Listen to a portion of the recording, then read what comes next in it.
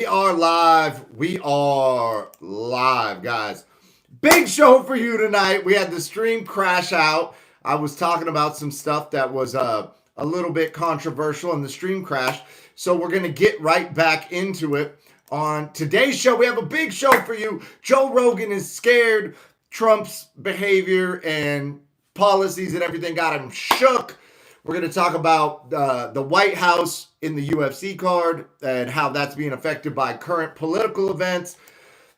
People are saying that it's dangerous to go to the UFC White House card. We're also going to get into Dana's comments. He was there when the loud noises went off and the dude got tackled and all the bad stuff with the firearms happened.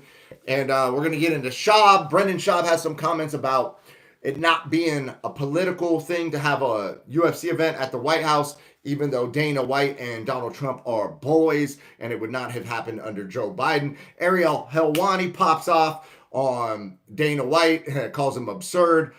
There's a bunch of viral stuff to update you guys about with the viral incident that happened when I punked the pervert at Tough Enough, and he's more than a pervert, but that's what I'm going to call him on here because I don't want to get the algorithm to whatever, moderate me.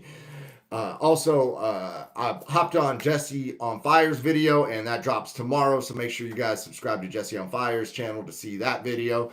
And then I got an update on my uncle Hulk Hogan, on Bubba the Love Sponge, and a bunch of other stuff going on in the Hulk Hogan sphere because he is my uncle. And I made a whole live yesterday. If you did not see the live yesterday, if you're a fan of WWE, Hulk Hogan, either or both, go watch yesterday's live after you watch this one. I went on for like 55 minutes, got into detail about the documentary. I watched the first 3 parts, and I give you the accurate feedback from a family member's perspective who was there for a lot of it, right? So I have a different insight than some people have on it. I am not only watching it as a pro wrestling fan, I'm watching it as a relative of the person. I made a little cameo in there as a baby. You know what I mean? There's a picture of me in there as baby King David MMA. You know what I mean? Speaking of which, that's my name. I'm a pro MMA champion. I'm a Brazilian Jiu-Jitsu black belt. I coach at Extreme Couture, and we are back live, guys. We are back. So, you know, I'm probably not going to post the other live because it got interrupted. But shout out to Fight Circus. Make sure you follow Fight Circus. And for everybody that's subscribed and has notifications on, welcome back. Because you guys got notifications, you know I went back live. So hopefully the chat will pop off in a minute and we will get this thing cracking like butt cheeks. So let's go. Joe Rogan is scared, guys. He is scared, and rightfully so. Joe Rogan on a podcast a couple weeks ago said he was worried about going to the UFC White House card because he felt that it could be a dangerous situation and a potential issue for political violence to potentially happen. And people kind of like swept it under the rug. Nothing really came about that news that Joe Rogan was concerned, scared, afraid, worried. And I think he has justification, especially after what happened the other night with the loud noises that we're not going to talk about. The actual word for those noises where metal objects fly at people to try and injure them or make them not alive anymore, right? Because the YouTube algorithm doesn't like those words, guys. So I'm going to assume that you guys are super fucking intelligent people. And that because you're following me, you're subscribed to me, you're watching me, you're fucking smart. So you guys can read between the lines on that, right? And Joe Rogan is scared of the White House card having a similar issue. And if you think about what he's saying, he's kind of fucking right to be afraid, guys. Like, would you go to the White House and risk, you know, potentially dying over watching the UFC? You know? Other people would say, hey, man, the White House is secure, man. Nothing bad's going to happen, which would lead you to then go, well, why does this bad stuff keep happening? If this is the most powerful person on the planet, why is the security not intervening before it even gets close to him, right? Like when he got the thing in the ear, right? Why was security not taking dude off the rooftop like when people were screaming there's a dude on the rooftop, right? And so it seems that the security detail doesn't quite have it down to where everybody's super safe. So MMA Twitter's going nuts, talking about Joe Rogan, talking about the White House card, talking about the event at the White House, the UFC, and what this current state of political violence means for that show. Well, Dana White did comment on the violence that happened the other night at the press conference, the press meeting. And Dana said it was awesome. So Dana said it was awesome. He said he watched the whole thing. He hit him with the Andrew Tate, guys. He said, he stood there unfazed. And he said he watched it unfold, and he was very present to the moment, to which Ariel Helwani, who is a Dana hater, has called Dana White absurd. Everybody's popping off. MMA Twitter's going nuts. Everybody has a take. And the more that the country is getting politicized, the more MMA Twitter is taking sides. And it's kind of interesting because a lot of MMA fans and practitioners are more pro-America. They're patriotic. And then a lot of the media that covers MMA seems to be a little bit more anti-patriotism, if that makes any sense, right? So Ariel's banging on Dana White. Luke Thomas is very upset. He is saying that, this is just a political favor from Dana to try and get in Trump's good graces. And that's the only reason why the UFC is going to the White House. Brendan Schaub is chiming in. Brendan Schaub is saying that the White House card is not political, even though Dana and Trump are friends, and it's on Trump's birthday. I believe it's a little political because it wouldn't have happened under Joe Biden. And Brendan Schaub is saying that it's not political at all, and that everybody should be happy that the UFC, the sport we all love, is going to be at the White House. That's a big deal. And I get what he's saying, but it's also a little political.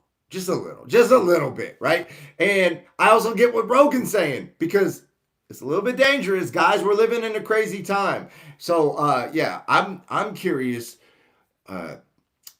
Is the risk worth the reward? Like, I don't think anything bad's going to happen at the White House at all. Like, I think it's going to be a super safe event. I think it's going to pop off. I think it's going to be epic.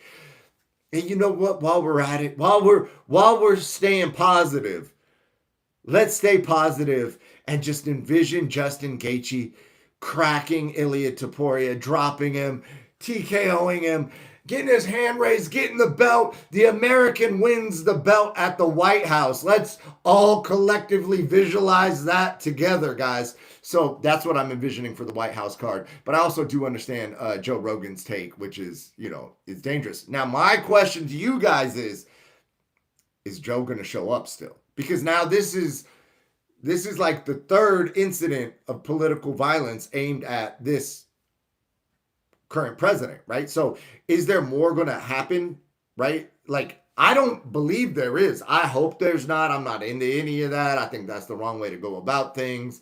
I think that the best way to go about things is some hippie shit, man. Raise your vibration, right? And if we all collectively raised our vibration, maybe less people will be beefing with each other, But hey, that sounds like dirty hippie bullshit to everybody, right? So I'm not expecting you guys to get on board with that. I'm just saying that's how I operate, okay?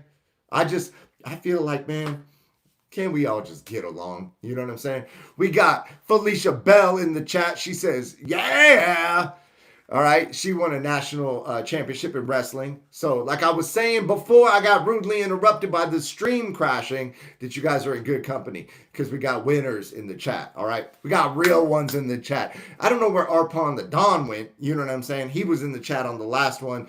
And I saw somebody that I had not seen in the chat, so I had a new chatter too. But the stream got chopped up. We were getting too real for them, guys. We were talking about too controversial of topics, like could the security be better, please, guys, on both sides, for whoever's in charge. Can we get like tight security for them, please? Somebody, you know what I mean? Oh shit, Arpump, bro, real one are always here. Oh, okay, all right, let's go. All right. Yeah. And so as far as me going viral for punking that dude at Tough Enough, uh, yeah. So I didn't realize what a big deal that was. My dear friend, Dr. Octagon, had all the information. He's the real hero, right? I'm loud, right? And I'm I'm willing to fight people. Okay. So to me, it's not a big deal. I will be loud in public.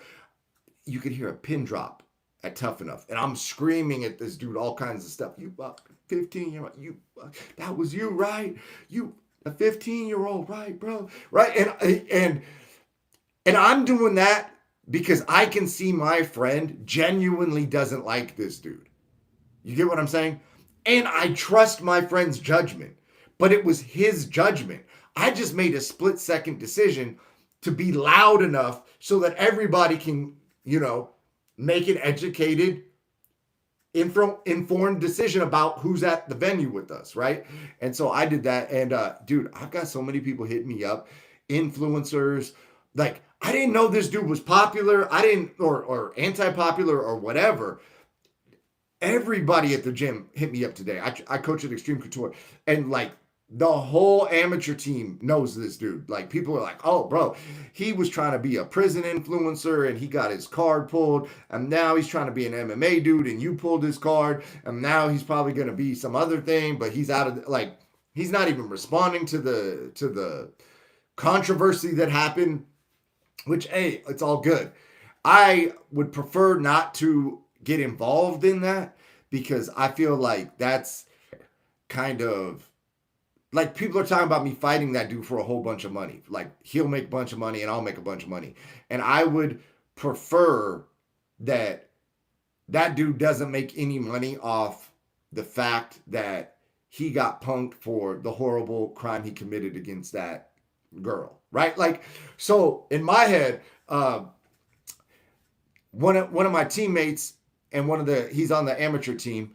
His name's Asa. He had a good idea. He's like, maybe do it for charity, right? And I was like, dude, that's a great idea. Like, if we could donate to like a women's charity or a children's charity or something like that, then I might consider beating this dude up, bouncing his head off the canvas, and whatever rule set would actually get him to fight, which I don't think he would fight. So that's another reason why it's like, dude, I clearly will fight people, right? Like, I will show up. But this dude's talking about, getting into a street fight, and he hit 1 versus 30 and he beat up all 30 dudes. And like, he's just, like, it's weird, man, because now I'm involved in some non-serious shit, right? Like, what he did to the little girl series, that's horrible, right? But him as a dude, like as an entity, as as a male influencer, is nonsense, right? And so I'm trying to like distance myself from it, but it seems to be what everybody wants to talk about. And I'm like, well, I'm in a collective society, and if everybody cares about this, maybe it's important to them, and maybe I should like give my take on it, right? So I popped on my boy Jesse on Fire's video. He's got 600,000 subs on YouTube, and he's going to drop the video tomorrow. His channel's super political, so if you guys are not into politics, you'll probably get freaked out by his channel. But if you guys are into politics, you'll probably love his channel, because he talks about all kinds of stuff. And even on here, when I say I'm not political, people get offended. Why are you being not political is political. By not taking a stance, you're taking a stance. And I'm like, shut up, nerd. That's what I look at it like. But yeah, so he's got all the political takes. He's got the conspiracy theories. And for whatever reason, he knew about this dude, and he hates this guy. He absolutely hates that dude. And yeah, man, I keep hearing worse and worse stuff about the crimes that guy committed. So at first I thought he had hooked up with somebody who was not old, or like not old enough or whatever, right? And that's bad. You know what I mean? Like, don't do that, right? Like, but then I heard it was with force. Then I heard it was with multiple people on her. And then I heard it was multiple people on her while they had drugged her and beat her. And then it just kept getting like horrific and worse, right? And then Jesse told me it's even worse than that. And he sent me some files on the dude, like the court case. I didn't read them. I'm not into, I'm like good vibes, right? I'm trying to meditate in the backyard. You know what I'm saying? I'm trying to put my feet in the grass and do like namaste type shit, right? Like, you know what I mean? And then I go to the MMA gym and I scrap people, and to me that's fun, and that's getting in touch with like the animal side of my humanity. And I believe that like we're human animals, but we're also spiritual. We're like mind, body, and soul, right? The Father, the Son, the Holy Ghost, right? The trifecta, the Trinity. You know what I mean? I get a little bit spiritual, guys. You know what I mean? And so I'm out here trying to vibe, and now I'm caught up in something. I'm like, what did I do to attract this nonsense into my life? And it's actually funny because this is the opposite of what I'm into, and now I'm involved in it, right? So it's like kind of a spiritual look, is like trying to resist something can oftentimes give more of a charge to it, right? So moving forward after the video with Jesse drops, unless there's some type of charity event where I can raise money for like women and children, then I'm off that. So that's the viral update, guys. That's all that I'm getting into about that. And that dude could go be a weirdo over there. And the people that want to expose that guy, they can expose him. The people that want to beat that guy up, they can go beat him up, jump him. And I'm not encouraging that, okay? But whatever those people want to do, that's between them and that guy. And if that guy wants to fight 30 people at once, that's his business too. Anyways, unless there's charity involved and I can benefit somebody and we can like actually have some kind of positive spin on this horrific thing, like and it'll never change what happened, but if we could like do something good, or I could create something good with this negative dude somehow, and maybe give people joy watching him get beat up, and then the money gets donated to charity, I think that would be potentially a good thing. But other than that, like, I'm off it. So let me read the chat, guys. I see the chat going. We got from Felicia. We got Real Ones from Arpon. The White House need what? Arpon, the Dawn Security Service. Oh, Arpon's gonna pull up. Let's go. We got oh snap, Asa. What's up? What's up, man? I was just talking about you. Felicia says you're a dog. We call out on that dude. He's too scared to step across from you anyway. Amen, coach. Yeah, and so that was my other point, was like, this dude's not actually gonna fight, right? He's gonna try and get a back and forth going. Then he's gonna say like, oh, he's in it with a real MMA fighter, and that there's this beef, and that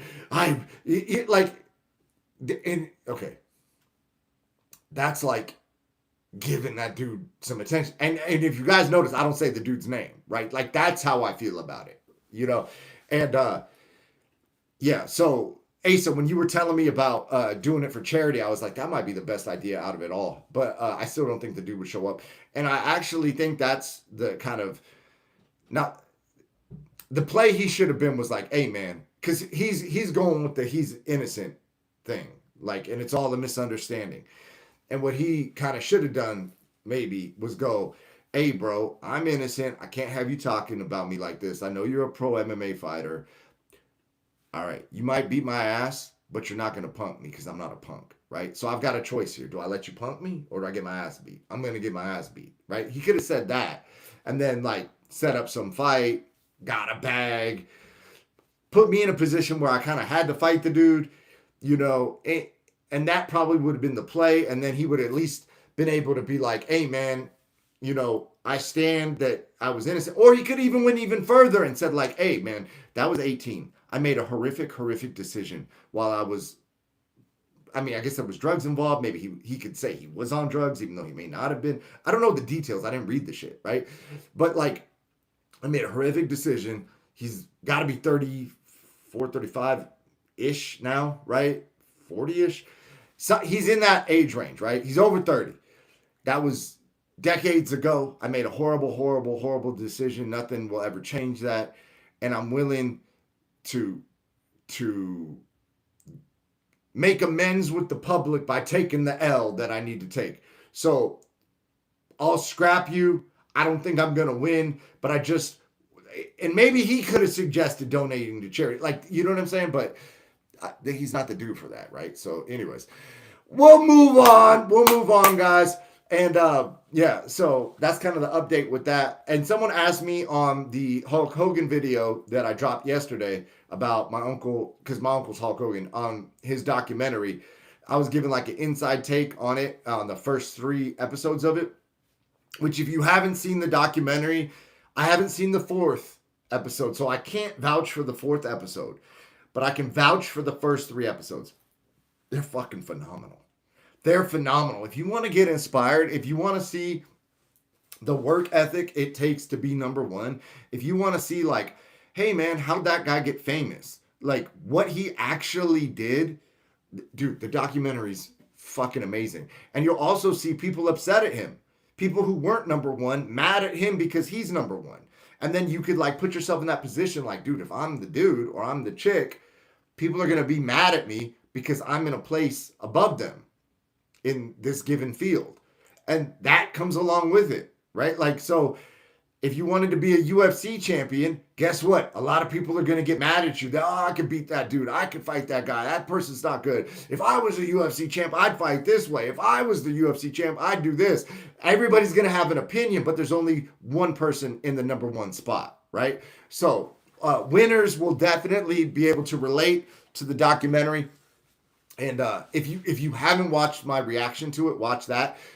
It's a rare moment where I experience publicly an emotion other than vibes. You know what I mean? I got a little bit emotional. They talked about my father passing away. They showed a picture of me. It got a little real on there. So if you want to see me have an emotion for once, it's so embarrassing. Okay, I'm like trying to embrace it. But anyways, so go peep that last live if you want to see that, or if you're into Hulk Hogan or WWE, and watch the Netflix documentary because it's fucking amazing. All right, Felicia says truth, epic, yeah, and somebody had asked me to do a video on Hulk Hogan and Bubba the Love Sponge, Bubba was my uncle's best friend, and Bubba was a swinger, right? So my uncle gets divorced, and the story goes, Bubba asked my uncle, offered his wife to my uncle, however it went down, my uncle clapped. I'm not saying it's the right thing to do. He's not saying it's the right thing to do. It's just what he did. It's public knowledge. I'm not putting anybody on blast. And somehow or another, Bubba happens to have security cameras in every inch of his house. So a sex tape about my uncle gets leaked. And the news magazine, gossip column magazine that leaked it was called Gawker. Well, Gawker also had outed Peter Thiel as being gay. So Peter Thiel's like a rich billionaire. He was in the PayPal mafia with Elon Musk, and they created like PayPal and all that stuff back in the day.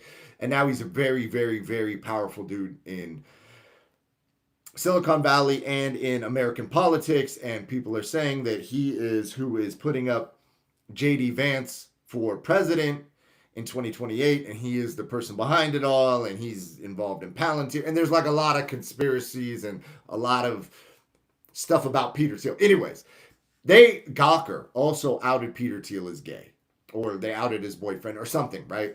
So they upset him. So he's been holding a grudge.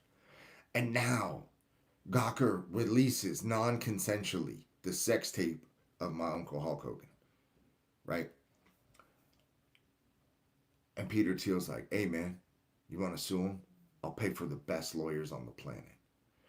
So Peter Thiel puts up millions of dollars in lawyers for my uncle, right?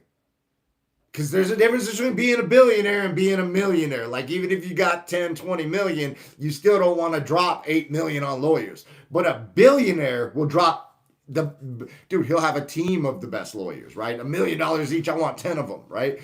And so now he gets these lawyers. They sue Gawker and they settle for like $130 million.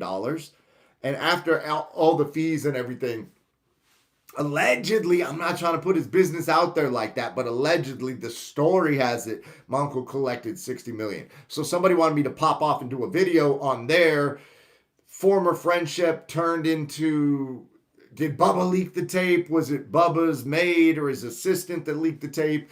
Did Bubba sell the tape? How, like, what actually went down? So people are asking me for a video on that. And yeah, so that's a fucking wild video. I don't know if I'm going to do the video or not, guys. I don't know if I'm going to do the whole video because I have a little bit of information on the situation. And it's like, it's just like, dude, is that,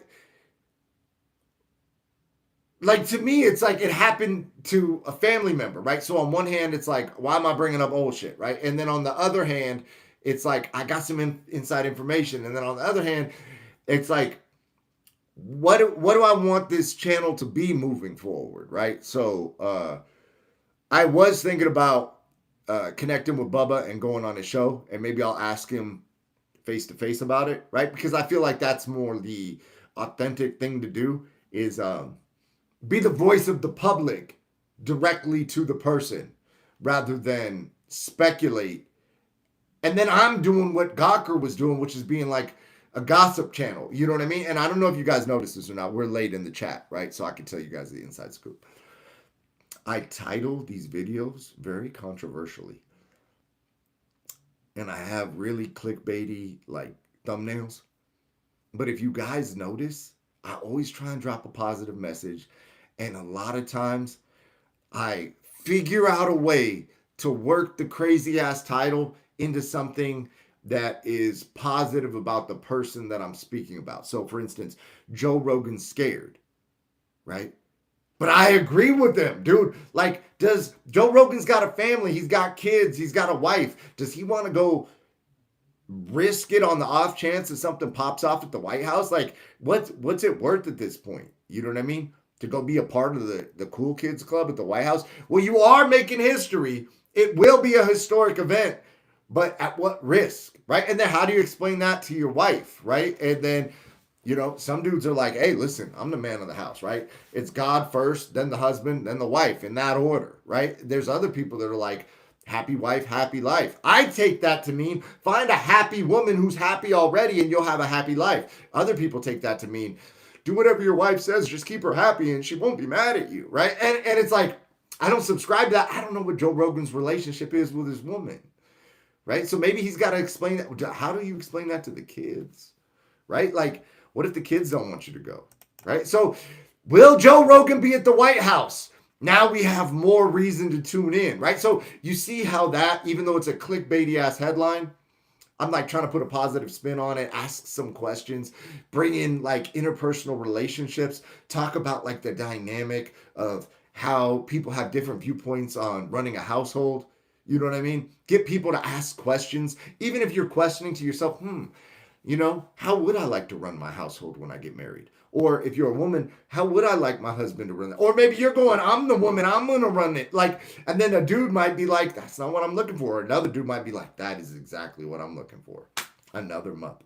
You know what I mean? Who knows, right? So these are the questions. And so I try and spin these topics into more creative, more positive questions that we can ask, and as the channel grows, we'll be able to explore as a community together. And that's what I'm saying. I'm looking to connect, so make sure you subscribe and tap notifications if you're into that sort of thing. Creative thought together, coming together and building like ideas. You know what I'm saying? Like, that's what I'm into. And I like a little bit of gossip, guys. Okay, I like a little bit of drama, right? I like to know that Clavicular is beefing with so, you know what I mean? Like, to me, that's funny, right? But I always try and keep it in a positive, lighthearted vibe. And now that we're, 29 minutes in, I can tell you guys that, right? But like, I might not say that at the beginning. I might just do it without explaining it, if that makes any sense. Let me read the chat. Truth. I'm going to have to prep the documentary now. Oh, I'm going to have to peep the documentary now for sure. Yeah, bro. So you probably don't even know who Hulk Hogan is, dog, right? Like, he's way before your time. But like, at the time, he was a fucking icon. It's hard to explain how famous he was, because back then there was no TikTok, there was no YouTube, there was no anything. It was like, here's the celebrities, and nobody else gets to be a celebrity. Like nobody. So when Hulk Hogan was famous, he was the most famous man on the planet by far because the WWE, it was called WWF at the time, they had wrestling syndicated around the world. So even in a country like China, where there wasn't Christianity really, it wasn't prevalent, or Africa, where they didn't know who Elvis was, they wouldn't be able to recognize Jesus Christ. They wouldn't be able to recognize Elvis. But every television had 3 channels, and on one of those channels, they played WWF wrestling, and my uncle was the world champion. So everyone on the planet knew who he was. It was fucking crazy. And then that's how I grew up with like this ultra celebrity uncle. And so that's why I don't really talk about it at the gym, because to a certain demographic, to a certain subsegment of people, it's so like, what Hulk Hogan, it's so distracting, and it takes away from like anything I'm possibly doing, right? Like pro MMA champion, black belt, like I got my own stuff going on, you know what I mean, that I'm trying to focus on. And so for a long time I didn't even bring it up, so that's why a lot of people don't even know that that's like the case. Let me read the chat. My old man was a big fan of Hogan, Macho Man, Ric Flair. So I know a little bit, but not a lot. Dude, they're all in the documentary. So they have some stuff where Macho Man's in there. Obviously, Macho Man passed away, R.I.P. So he is not speaking in the documentary like that, at least to the part that I've gotten to. But they got Ric Flair in there, doing some moves. They got Macho Man doing some moves. But they have like all those classic wrestlers from back in the day. So yeah, your dad would absolutely love it. It's like a fucking flashback memory lane. You're a dog. Your own right, coach. Oh, thank you. Appreciate you, bro. If your dad lives out here, bro, watch it with them, dog. You know what I'm saying? You'll be able to see like how Pops came up, right? Like it was a different time. And the other thing you'll be able to see is like how unified America was. It wasn't like 2 different political parties beefing or anything like that. It was like, we're America. Like USA. It was, so you'll see that. It's like super nostalgic in the documentary as well. And then maybe you'll probably understand me as a trainer partner and coach better, because just be like, oh, that's why that dude pops off on those post-fight speeches, because his uncle was a pro wrestler, right? So yeah, man. So that's what's going on. I hope Rogan shows up to the White House. I hope the White House is a super peaceful event. I hope Justin Gaethje KOs this Spaniard, not because I have a problem with Ilia Topuria, but because it's the White House and it's America. So shout out to Justin Gaethje. Let's all send him some energy and some love. I hope he brings the belt back from Spain to America for us, guys. And I hope he wins it at the White House. What could be better than being an American winning the belt at the White House, guys? So anyways, that's the live for today. The second live for the day, because the first live crashed out. So thank you guys for popping back on. Everybody that popped back on, you guys are real ones. Appreciate you. And I will go live tomorrow because I go live every day. So let's run it up together, guys. All right.